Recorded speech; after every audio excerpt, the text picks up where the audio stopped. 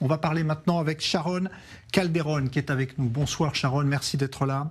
Vous êtes la belle-sœur d'Ofer Calderon, père de famille, qui est toujours captif du Hamas ce soir, mais dont les deux enfants, Sahar et Erez, ont été libérés ces derniers jours, ce qui était évidemment une magnifique nouvelle pour vous. Mais je comprends ce sentiment qui doit être le vôtre, c'est-à-dire qu'il y a de la joie emplie de tristesse et d'inquiétude toujours.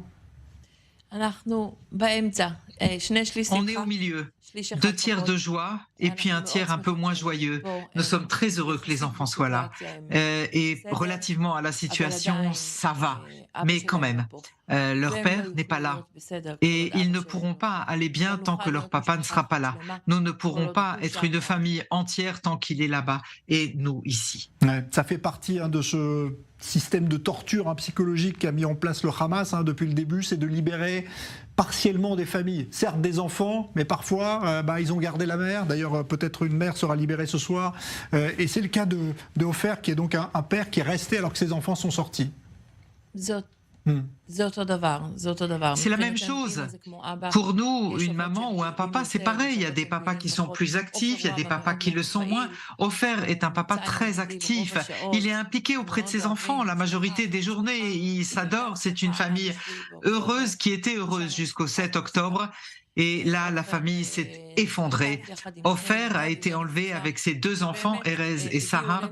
Et vraiment, ils sont arrivés cette semaine, ils vont bien physiquement, ils sont en bonne santé. Psychologiquement, il va falloir les aider, mais encore une fois, tant qu'Ofer ne sera pas là, on ne pourra pas vraiment se remettre. Et on ne peut pas séparer les familles, ni les mamans, ni les papas, ni les enfants. Chaque homme, en fait, est le fils de quelqu'un. Il a une maman, il est son fils comme tout le monde. Il est le fils ou le frère ou le partenaire ou le père. Il doit être ici. Est-ce que les enfants, pendant leur captivité, ont eu un contact avec lui ou est-ce qu'ils étaient séparés de leur père ? Nous ne savons pas tous les détails. Les enfants ne parlent pas vraiment de tout. Nous savons d'autres otages qu'une partie du temps, ils ont été ensemble, l'un d'eux en tout cas. Nous ne savons pas tous les détails et nous ne parlons pas de tout. Mais sur sa santé, par exemple, est-ce qu'il va bien ? Vous avez pu avoir des informations ou pas ? Est-ce qu'Ofer va bien aujourd'hui ? On ne sait pas. Ofer est blessé. Ofer est arrivé après son kidnapping, blessé à la jambe. On ne sait pas quoi, on ne sait pas comment, on ne sait pas ce qu'il a. Est-ce qu'il est en bonne santé ? Est-ce qu'il va bien ? Est-ce que c'est une blessure qui peut guérir ou pas ? Nous ne savons rien, sauf le fait qu'il est blessé.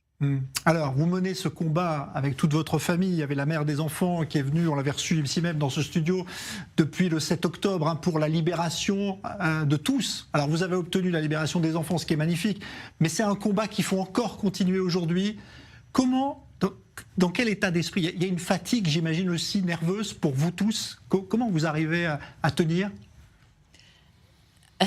C'est caché. C'est très dur. En fait, nous n'avons pas dormi depuis 54 jours.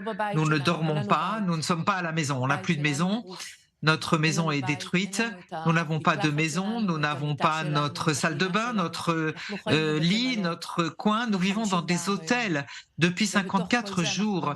Et avec tout ça, nous nous mesurons avec ce combat. Jusqu'aujourd'hui, le combat pour ramener les enfants a été très dur. Et encore, c'est la partie facile du combat. Maintenant, c'est la partie difficile qui va venir de ramener Ofer et les autres otages. Il y a encore presque 160 otages, 159 qui doivent rentrer à la maison. Et nous sommes épuisés. Mais nous ne renoncerons pas. Nous devons le ramener. On se reposera après, quand ils rentreront. Pour l'instant, nous continuerons à nous battre. Nous devons tous les ramener à la maison. Les 159. Alors, on est à un moment extrêmement difficile parce que ce soir, on ne sait pas si la trêve va continuer, s'il va y avoir d'autres libérations d'otages, ou si la guerre va reprendre. Ça aussi, c'est quelque chose qui doit vous inquiéter ? Tout nous inquiète. Nous voulons absolument que tous rentrent. Nous pensons vraiment qu'il faut d'abord ramener tout le monde. Il y aura encore le temps pour la guerre. Ramenez-les tous à la maison. Après, battez-vous. Nous attendrons. Nous vivons dans les hôtels. Nous vivons dans des conditions qui ne sont pas toujours confortables. Mais nous sommes prêts à attendre jusqu'à ce que tous les otages reviennent. Nous ne laisserons aucun de côté. Tous rentreront. Et seulement après, nous nous battrons. Aujourd'hui, les médecins qui suivent les enfants libérés, dont vos neveux, Sahar et Erez, ont dit que globalement, ils ont perdu presque 15% chacun de leur poids. C'est ce qui vous a frappé en les voyant? Ce sont des enfants qui n'ont pas été bien nourris du tout? On se doutait qu'ils n'avaient pas bien mangé. On a entendu les autres, on savait qu'ils allaient perdre du poids. Ce n'est pas très agréable à regarder. Mais si c'était ça le seul problème, on leur donnera à manger. On va les nourrir pour qu'ils reviennent à eux. Maintenant, ils reçoivent des vitamines et des compléments alimentaires. Ils sont rentrés très pâles. Ils n'ont pas vu la lumière pendant 52 jours. Mais ce sont des choses que l'on peut soigner facilement. Par contre, leur âme, ça va prendre beaucoup plus de temps de la soigner. Ouais, j'imagine. Il doit y avoir une grande mélancolie, une grande tristesse chez eux, en même temps que cette joie de vous retrouver tous. Leur avenir, finalement, ça va être aussi la vie que vous menez, c'est-à-dire celle de l'hôtel pour l'instant. Est-ce qu'ils comprennent la situation ? Écoutez, je ne sais pas combien ils comprennent. Nous leur expliquons à chaque fois un petit peu de ce qui se passe. Ils ne peuvent pas tout intégrer d'un seul coup.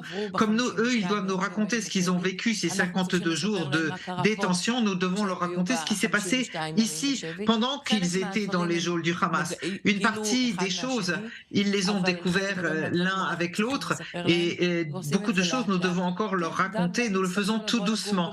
Eux aussi, ils vont devoir venir vivre à l'hôtel, dans une chambre d'hôtel. Peut-être que pour eux maintenant ce sera agréable après 52 jours comme otage, mais ça va leur passer aussi rapidement. Vivre à l'hôtel, c'est pas vraiment terrible. Les vacances à l'hôtel, c'est bien, mais y vivre, c'est vraiment pas terrible. C'est vrai que c'est pas la même chose. J'imagine qu'il y a la joie évidemment des retrouvailles, tout l'amour qu'ils doivent recevoir depuis qu'ils vous ont revus tous. Mais quelle est leur joie à eux quotidienne? Qu'est-ce qu'ils retrouvent avec plaisir aujourd'hui? Est-ce que c'est de manger normalement? Est-ce que c'est de voir le ciel? Quelle est leur joie la plus immédiate? Pour l'instant, c'est surtout voir la famille. À chaque fois, on ne vient pas ensemble, pas tous d'un coup, à chaque fois un autre. Pour l'instant, c'est ça qui leur donne de la force, voir les gens qu'ils aiment, voir leurs amis, la famille. Et puis, ils demandent aussi la nourriture qu'ils aiment, mais ils ne peuvent pas beaucoup manger pour l'instant, parce qu'ils n'ont pas beaucoup mangé, ils ont très peu mangé pendant 52 jours. Donc, ils ne peuvent pas maintenant d'un seul coup manger un steak, c'est pas possible. Doucement, on y arrivera au steak. Pour l'instant, ils veulent surtout être avec leur famille, avec leurs amis, avec les gens qu'ils aiment. C'est fou ce que vous nous racontez là. On parle d'enfants. Quel courage ils ont eu. Vous êtes admiratif de penser que ces enfants ont surmonté ça? Je suis admiratif de tous. Je suis admiratif de ceux qui sont restés à la maison. Nous aussi, 36 heures, on a été enfermés dans notre pièce sécurisée, sans manger, sans boire, sans rien pouvoir faire, en silence. J'admire ceux qui se sont battus dehors et certainement que je les admire, eux, ces enfants qui ont survécu à ces 52 jours. Et j'espère vraiment que Ofer, leur papa et le reste des otages réussiront à tenir le coup. Tout ce qu'ils peuvent, on fera tout ce que nous pouvons pour que ce soit court, mais ça ne dépend pas de nous. Tout ce qu'on pourra pour les ramener rapidement à la maison, ce seront eux les véritables héros en fin de compte. Bien sûr, on n'oublie pas, on a vu la photo pendant que vous nous parliez d'Ofer, cette pancarte pour qu'on le ramène à la maison. On le souhaite, on prie avec vous évidemment. Sharon Calderon, merci d'être venue ce soir. Évidemment, vous passerez un bonjour très chaleureux de notre part à ces enfants qui sont sortis de captivité. Merci beaucoup et vous nous les amènerez la prochaine fois. Et je voudrais, si vous me permettez, vous raconter encore que les enfants sont entourés de beaucoup d'amour. Leur maman est avec eux, Rotem, leur frère, est avec eux, Guy, la grande sœur, est là. Tous sont ensemble, entourés d'amour et ont une équipe formidable qui les soigne. Eux, ils iront bien. Ramenons tous les autres pour qu'ils aillent bien aussi. C'est tout à fait vrai. Merci beaucoup, Sharon Calderon, d'avoir été notre invitée.